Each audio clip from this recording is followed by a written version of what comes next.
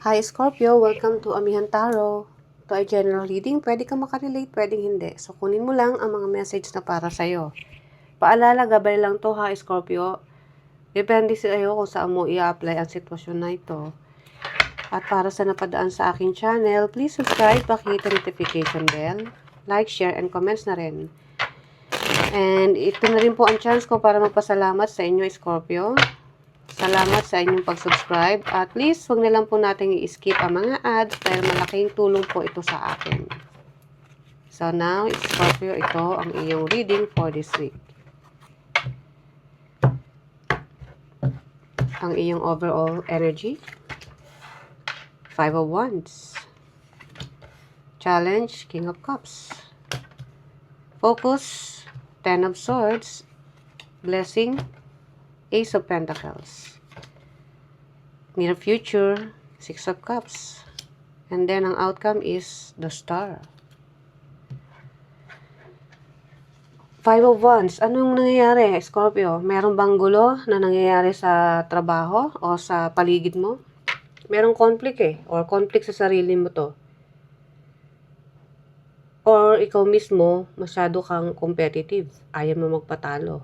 Meron ka bang nakaaway regarding dito kay King of Cups, which is maybe ito yung boss mo.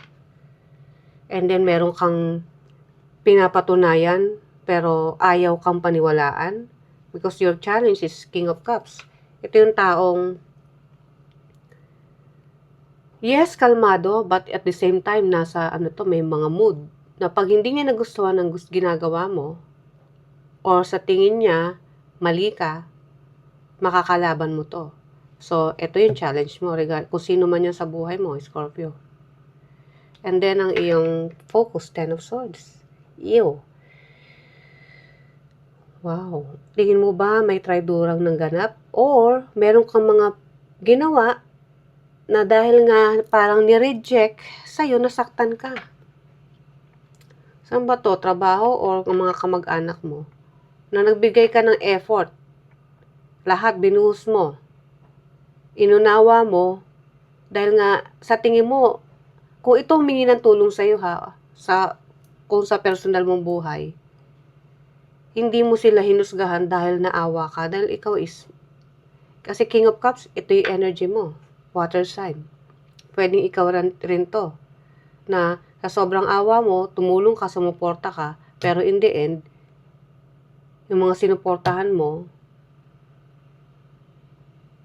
is sinaktan ka lang emotionally. So, kaya ngayon, this time, masakit man, pero gagawin mo kung anong dapat. Kaya, like 5 of Wands, maaaring conflict to sa sarili mo or conflict sa mga taong nakapaligid sa'yo. And then, ang iyong blessing, Ace of Pentacles. Kung may opportunity, kasi ito yung blessing mo, pera. Kung ikaw mapagbigay at sinasamantala ka lang, don't worry, hindi ka mauubusan, Scorpio. May paparating pa rin. Kung may nawala, may babalik. And then, ang iyong future energy, 6 of Cups. Yan. Pwedeng, okay. So, itong 5 of Wands nag-cause sa'yo ng gulo dahil meron kang tinulungan na binaliwala. That's why ang sama ng loob mo. So, ang iyong blessing is kung ano yung tinulong mo, ibabalik sa'yo. At 6 of Pentacles o 6 of Cups in the future, dahil nga ito yung blessing mo after ng struggle or paghihirap na nanarasan mo, ito na yung time na ibabalik sa'yo pero ginhawa na. Lahat ng hirap, lahat ng pagod, mapapalitan na. Oh. Ang ganda. Kumbaga, kung ito, nandirito ka, dapang-dapa, sa mga nangyari sa buhay mo in the past, babaligtad. Ikaw naman ngayon nasa baba. Sila naman, kung sino man yung nagpahirap sa'yo, sila naman ang nasa ilalim. Actually, dati na sila nasa ilalim, pero mas lalo pa silang magsisisi sa mga ginawa nila. Because the star is, eto is, maghihil ka kung ano man to. Kaya nga sabi ko kung ano man yung dinanas mo, hirap, pagod, sakit, babalik yan sa mas maganda, mas masaya na sitwasyon. At doon magkakaroon ka ng, parang, alam mo, nabunutan ka ng tinik. Na hindi mo inaakalang mapapabuti pa pala na nagkaroon kayo ng away or nagkaroon ng ending. Kung ano man to, trabaho, mga toxic na nakapaligid sa'yo. Ikaw lang nakakaalam dahil sitwasyon mo yun. So now let's clarify. Okay, ano ang mga paparating na message kay Scorpio this week?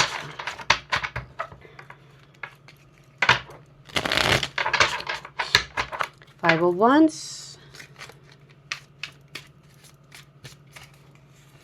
Clarify ng Four of Swords, Nine of Swords, and the Star. See? Ang iyong outcome, the Star. After ng stress, which is ito, the completion, tapos na Kaya yun yung focus mo. Okay, nasaktan ako, nadapa ako. Ang focus ko naman is kung paano ako babangon. At yun ang ginagawa mo. Dahil itong mga to is nag-cause sa'yo ng sakit o sama ng loob na ngayon kailangan mo mag-heal. Because Star is also healing, Scorpio. Maganda yan. Kailangan mong mag-heal. At least makakahinga ka na ng maluwag. Alam mo para kang inahon sa kumunoy, literal. Na pag-ahon mo is malaya ka na nakakakbang. And then, ang iyong challenge, King of Cups. Kasi, alam mo, inintindi mo itong mga to Parang pag lumapit, bigay. Walang tanong-tanong, bigay. Mahal Mahal mo Importante sa'yo, give. Yun ang ni Scorpio dati. The Chariot, Three of Wands, and the Two of Cups. Kasasabi ko lang kasi nga mahalaga sa'yo, importante sa'yo para sa'yo sila yung mga susuporta sa'yo habang nabubuhay ka. Pero hindi. Ngayon, the Chariot is aaksyonan mo na o hindi ka na magiging tanga. Sorry Scorpio, kasi parang sa sobrang bait mo sa mga taong tinuring mong importante or sinuportahan mo is sasaktan ka lang pala. Ngayon, ito na yung time na natauhan ka na. Parang, yun nga sabi ko, para kang literal na lumubog sa kumunoy, and then, nung naiahon ka, malaya ka na nakakatakbo, nakakalakad. Na lahat sa paligid mo is napaka-luwag, napaka-clear, maaliwalas. And then, ang iyong focus, Ten of Swords. That's why, nadapa ka na. Ngayon, ito na naman si pagbangon na. Kasi yun ang focus mo. Ten of Swords. The Magician. Yes, you can make it. Huwag ka na lumingon sa mga yan. Ace of Wands. And the Page of Cups. I-offer mo naman ang time at effort kung ano yung meron ka sa sarili mo. At ito, yung mga nanakit sa'yo, pagpapasa Diyos mo na lang yan. Hindi mo sinasabing makarma sana sila, pero Diyos na ang bahala sa kanila. At yun ang sinasabi mo. Hindi mo man literal na sinasabi, pero yan yung nasa puso mo, nasa isip mo. Dahil kung ano man ang ginawa nilang pananakit sa'yo, physical man or emosyon, hindi mo gagawin yun dahil hindi ka ganun tao Hindi mo sa kanila ibabalik kung ano yung ginawa nila sa'yo. Pero, ando dun yung pananalig mo na Diyos na ang bahala sa inyo. Ace of Coins or Ace of Pentacles, Three of Swords, ang yung blessing, Nine of Swords, Nine of Wands, and the Hanged Man. Ngayon matibay ka na. Kasi alam mo na itong blessing na paparating sa'yo ay mai-enjoy mo ng hindi kasama itong mga tinulungan mo na nagtraidor, nanakit, nang walang ya sa'yo. At lumapit man uli, kasi nakikita ko lalapit uli ang mga yan Matalino ka na. Parang lalapit ka pa lang, oops, diyan ka na, kilala na kita.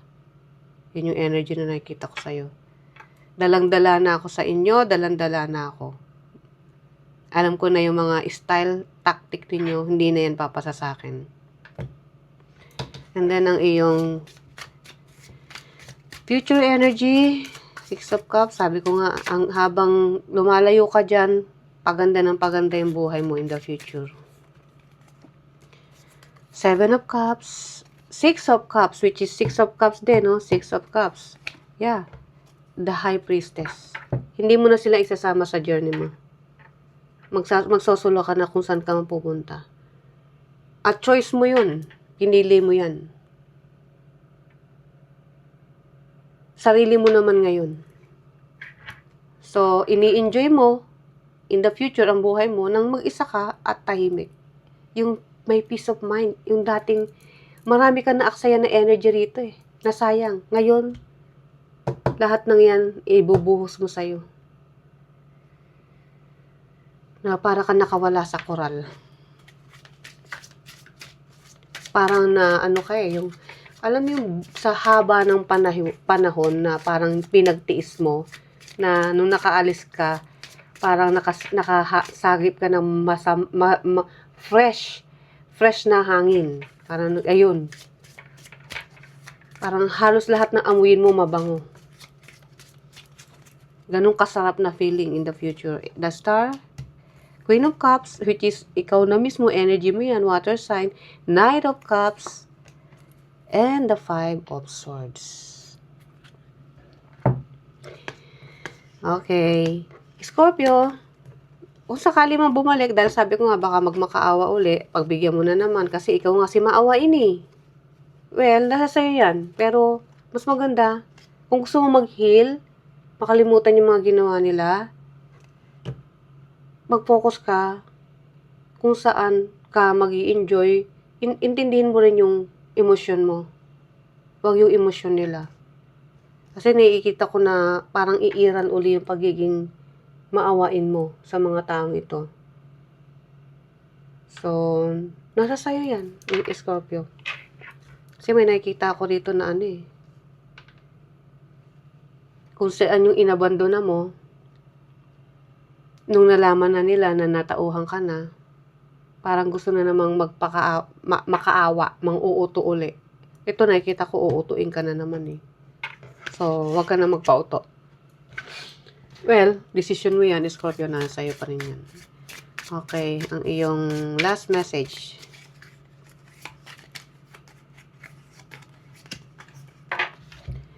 Positive faith and optimism. You open the doorway to positive experiences, di ba? Sabi ko nga sa'yo, doon ka lang sa positive. And opportunities with your positive expectations and energy. Do not allow negative energy or temporary setbacks to interfere with the path.